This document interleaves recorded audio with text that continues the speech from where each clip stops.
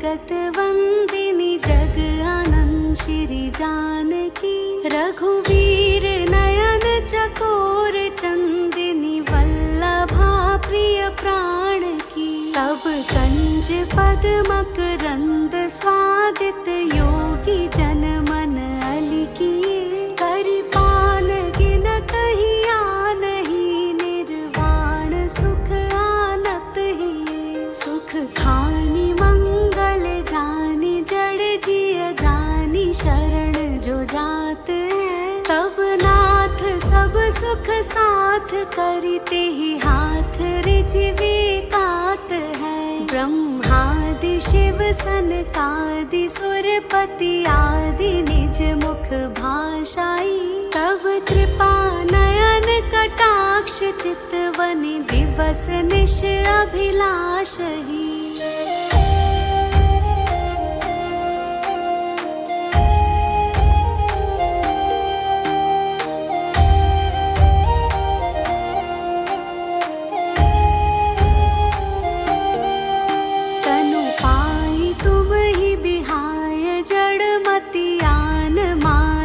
से वही यह आस रघुवर दास के सुख आस पूरन कीजिए निज चरण कमल स्नेह जनक विदेह जावर दीजिए महाराज कर करुणा बिलो कही देहु जो वर मांगही जिहि जोनि जनमहु करम बस तह राम पद अनुराग हो राम पद अनुराग हो राम पद अनुराग हो।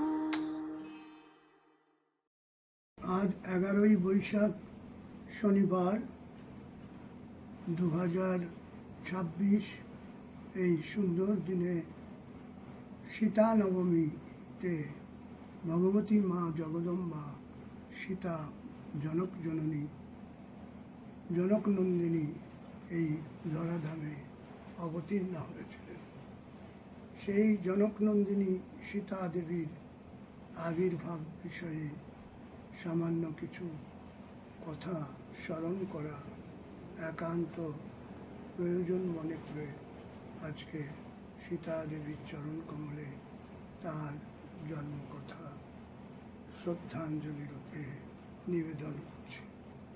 সীতা মহারানী যিনি ভগবান শ্রীরামচন্দ্রের যে রাজমহিষী পটরানী সীতারাম যাকে আমরা সবসময় স্মরণ করি সব কথায় সীতারাম সীতারাম সীতারাম কহিহে যাহি বিধি রাখে রাম তাহি বিধি রহিয়ে এই কথা যে আমরা বলি তো সেখানে সীতা ছাড়া রাম কোথায় রাম ছাড়া সীতা কোথায় একে অপরের যে কথা সম্পূর্ণ রামায়ণে সীতা কথা নানা উপায়ে নানাভাবে আমরা পাই কিন্তু সীতার আবির্ভাব কীভাবে হয়েছিল রামায়ণ সেটা কীভাবে উপস্থাপন করেছেন সবাই আমরা জানি বিদেহ জনকের কথা।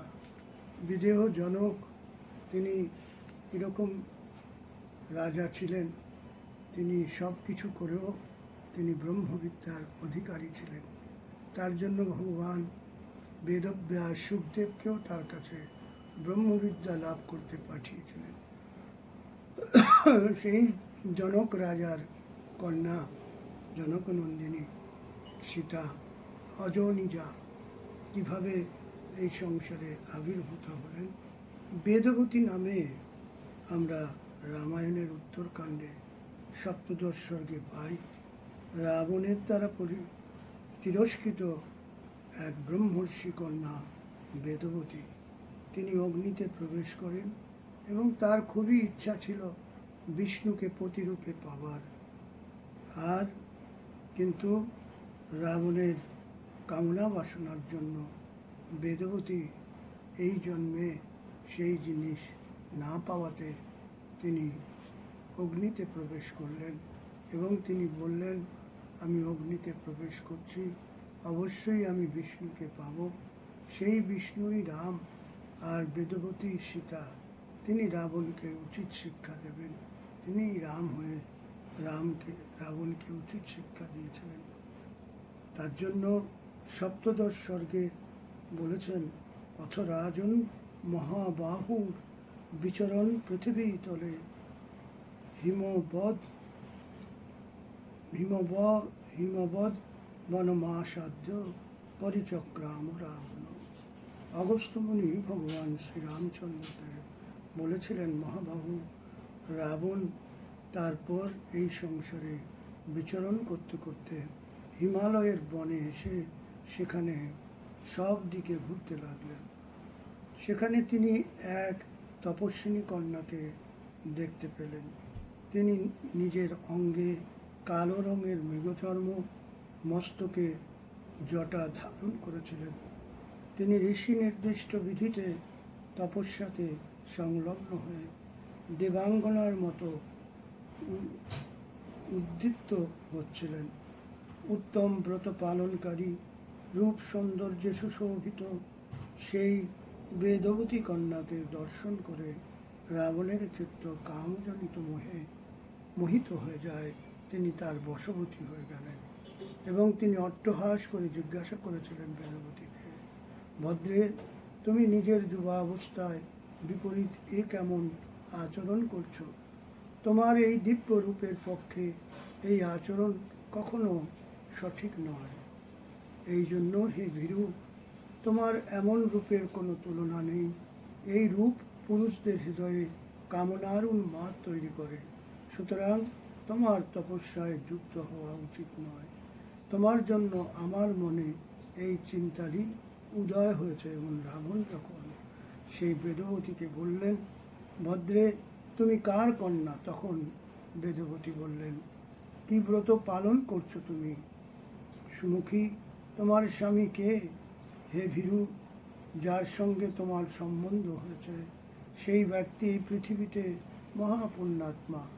আমি যা কিছু জিজ্ঞাসা করছি সেসব আমাকে বলো। রাবণ বললেন, কোন ফলের আশায় তুমি এই রূপ তপস্যা করছো? রাবণ এই কথা জিজ্ঞাসা করায় সেই যশস্বিনী তপোধনা কন্যা বিধিমতে আতিথ্য আপ্যায়ন করে বললেন রাবণকে, অমিত তেজস্বী ব্রহ্মর্ষি শ্রীমান কুশধ্বজ ছিলেন আমার পিতা। বেদবতী বললেন, কুশধ্বজ ছিলেন আমার পিতা, যিনি ছিলেন বৃহস্পতির পুত্র এবং বুদ্ধিতেও তার সমকক্ষ ছিলেন। সেই কুশধ্বজের কুশধ্বজ তারই পিতা ছিলেন বেদবতী। কেননা আর কুশধ্বজ ছিলেন বৃহস্পতির পুত্র। প্রতিদিন বেদ অভ্যাসকারী সেই মহাত্মা পিতার অর্থাৎ কুশধ্বজের বাঘজয়ী কন্যা রূপে আমার প্রাদুর্ভাব হয়েছে। আমার নাম বেদবতী হয়েছে, এই জন্য আমার নাম বেদবতী। তখন বলছেন, ততো দেবাহ সগন্ধর্বা যক্ষ রাক্ষসপন্নগাহ তে চাপি গত্বা পিতরম বরণম রোচয়ন্তি মে। আমি যখন বড় হই তখন দেবতা, গন্ধর্ব, যক্ষ, রাক্ষস এবং নাগ এরা সকলেই পিতার কাছে গিয়ে আমাকে কামনা করে। মহাবাহু রাক্ষসেশ্বর রাবণ, পিতা তাদের কাছে আমাকে সমর্পণ করেননি। এর কি কারণ তা আপনাকে বলা আমি বলছি, শুনুন। তখন আমার পিতার ইচ্ছা ছিল ত্রিলোকের স্বামী দেবেশ্বর বিষ্ণু তার জামাতা হন, অর্থাৎ বেদবতীর পতিদেব হন। তাই তিনি অন্য কারোর কাছে আমাকে সমর্পণ করতে চাননি। তার এই অভিপ্রায় শুনে বলাভিমানী দৈত্যরাজ শম্ভু কুপিত হয়ে রাত্রে ঘুমের সময় আমার পিতাকে হত্যা করেন, অর্থাৎ কুশধ্বজকে হত্যা করেন। তত মে জননী হীনা তৎশরীরম পিতুর মম পরিস্বজ্য মহাভাগা প্রবিষ্টা হব্যবাহনম।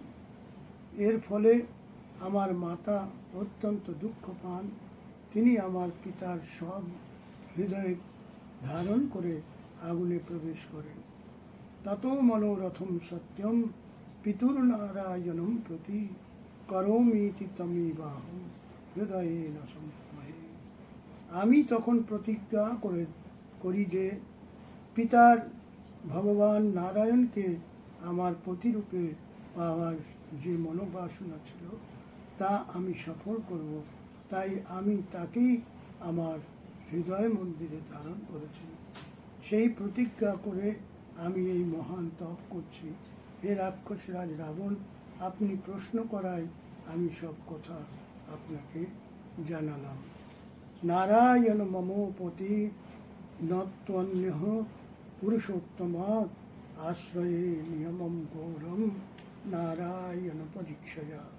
নারায়ণই আমার একমাত্র পতি। সেই পুরুষোত্তম ব্যতীত অন্য কেউ আমার পতি হতে পারবেন না। সেই নারায়ণ দেবকে পাওয়ার জন্যই আমি এই কঠিন ব্রতের আশ্রয় করেছি। হে রাজন পৌলস্ত্য নন্দন রাবণ, আমি আপনাকে চিনি, আপনি যেতে পারেন। ত্রিলোকের সব কিছুই আমি আমার তপস্যা দ্বারা জানতে পারি। এইরূপ বেদবতী বললেন। এই কথা শুনে কামবাণে পীড়িত রাবণ বিমান থেকে নেমে এলেন এবং সেই মহা উত্তম ব্রত পালনকারিণী কন্যা বেদবতীকে বললেন, সুশ্রণী, মনে হচ্ছে তুমি গর্বিণী, তাই তোমার এমন বুদ্ধি হয়েছে। মৃগ শাবক নয়না, এমন ভাবে পুণ্য সংগ্রহ করা বৃদ্ধা নারীদের শোভা পায়, তোমার মতো যুবতীদের নয়। তুমি সর্বগুণ সম্পন্না, ত্রিলোকের অদ্বিতীয় সুন্দরী নারী, তোমার এমন কথা বলা উচিত নয়।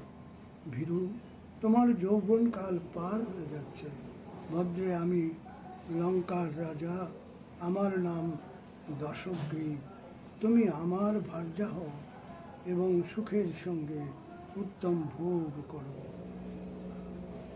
কশ্চ তাবদ অসৌ যন্ত্রম বিষ্ণুরিত্যবিধি অভিভাষসে বীর্যেন তপসা চৈব ভোগেন চ বলেন চ সময়ানো সমো ভদ্রে ইয়ম তম কাময়সে অঙ্গনে। আগে তুমি বলো, তুমি যাকে বিষ্ণু বলছো তিনি কে? অঙ্গনে। ভদ্রে, তুমি যাকে চাইছো তিনি বল পরাক্রম তপ এবং ভোগ বৈভবে আমার সমকক্ষ হতে পারবেন না। তিনি এই কথা বলায় কুমারী বেদবতী সেই নিশাচরকে বললেন, না না, এ কথা বলবেন না। রাক্ষসরাজ, ভগবান বিষ্ণু ত্রিলোকের অধিপতি, সমগ্র জগৎ তার শ্রীচরণে মস্তক নত করে। আপনি ছাড়া আর কে এমন পুরুষ আছে যে বুদ্ধিমান হয়েও তাকে তাচ্ছিল্য করবে? ত্রৈলোক্যাধিপতি বিষ্ণু সর্বলোক নমস্কৃতম তদরিতে রাক্ষসা ইন্দ্রানাম কো অবমন্যেত বুদ্ধিমান।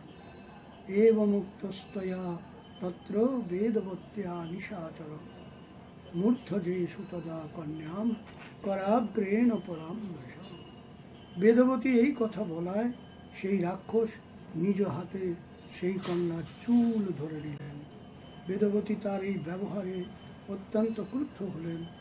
তিনি নিজের হাতে সেই কেশ কেটে দিলেন, তার হাতকে তলোয়ার করে।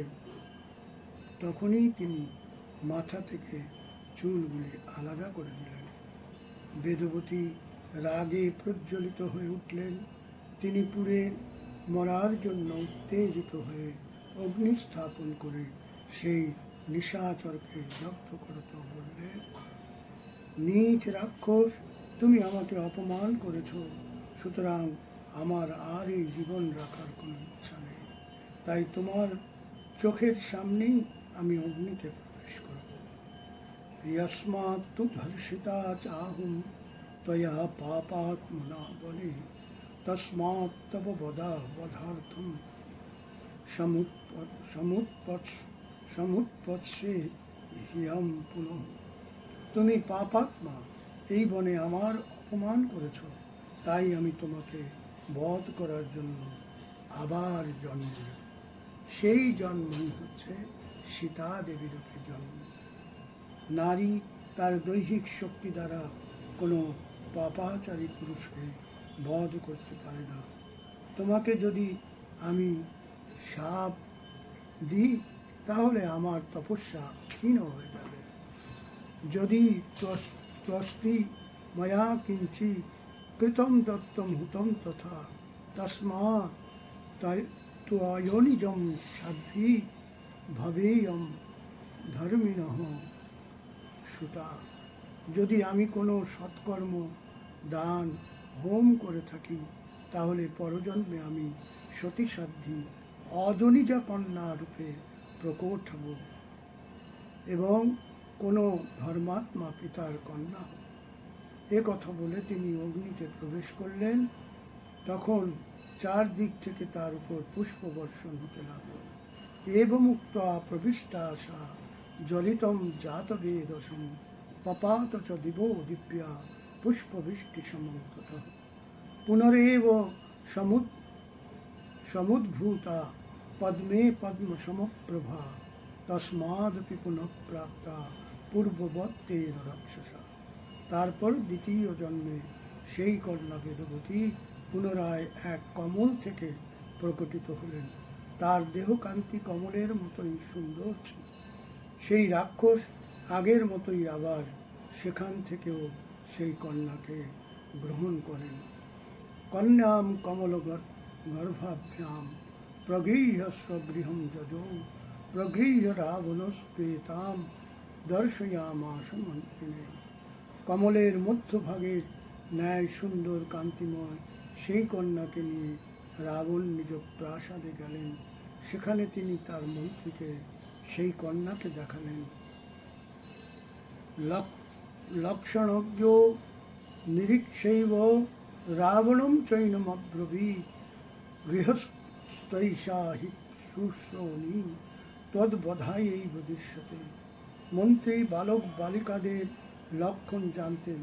তিনি সেই কন্যাকে ভালোভাবে দেখে রাবণকে বললেন, হে রাজন, এই সুন্দরী কন্যা যদি আপনার গৃহে থাকে তবে আপনার বধের কারণ হবে।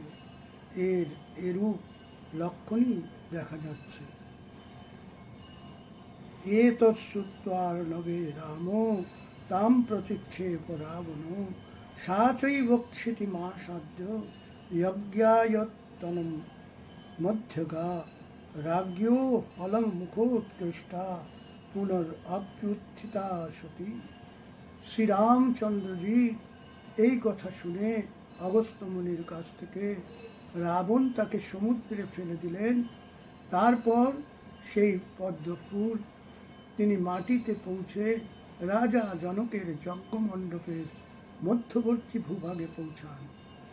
সেখানে রাজার হলের মুখ্য ভাগের ভূভাগে সেই সতী সাধ্বী কন্যা প্রকটিতা হলেন।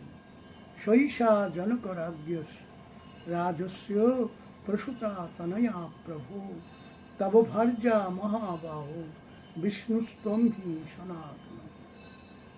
হে প্রভু, এই সেই বেদবতী মহারাজ জনকের পুত্রী রূপে প্রাদুর্ভূতা হয়ে আপনার পত্নী হয়েছেন জনকনন্দিনী সীতা।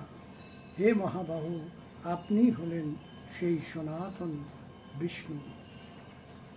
পূর্বম ক্রোধহতম শত্রুর জয়াসৌ নিহতস্ত্বয়া উপাশ্রয়িত্বা শৈলাভস্তব বীর্যম মমানুগম। এই বেদবতী আগে থেকেই রোষজনিত সাপে আপনার সেই পর্বতাকার শত্রুকে নিহত করেছেন, যাকে আক্রমণ করে আপনি এবার ভবলীলা সাঙ্গ করবেন। হে প্রভু, আপনার পরাক্রম অলৌকিক। এবং এষা মহাভাগা মর্ত্যোৎপৎস্যতে পুনঃ ক্ষেত্রে হলমুখোৎকৃষ্টে বেদ্যাম অগ্নিশিখোপমা। এই মহাভাগা দেবী সীতা এইভাবে বিভিন্ন কল্পে পুনরায় রাবণ বধের উদ্দেশ্যে অবতীর্ণ হতে থাকবেন। যজ্ঞবেদিতে অগ্নিশিখা সম লাঙল দ্বারা কর্ষিত ভূমিতে এর আবির্ভাব হয়েছে। এই বেদবতী প্রথমে সত্যযুগে প্রকটিতা হয়েছিলেন, পরে ত্রেতা যুগে রাক্ষস রাবণ বধের নিমিত্ত মিথিলার রাজা জনকের কোলে সীতারূপে অবতীর্ণ হন। সীতা চাষের জন্য কর্ষিত অঙ্কিত রেখা থেকে উৎপন্ন হওয়ায় মানুষ একে দেবী সীতা বলে থাকে। বল সীতা নবমী কি জয়। এই সেই দিন যেই দিন এই ভূধরায় এই ভবসংসারে সীতা দেবী প্রকটিত হয়েছিলেন। সেই নবমী বৈশাখ মাসের শুক্লপক্ষের নবমী, সীতা নবমী।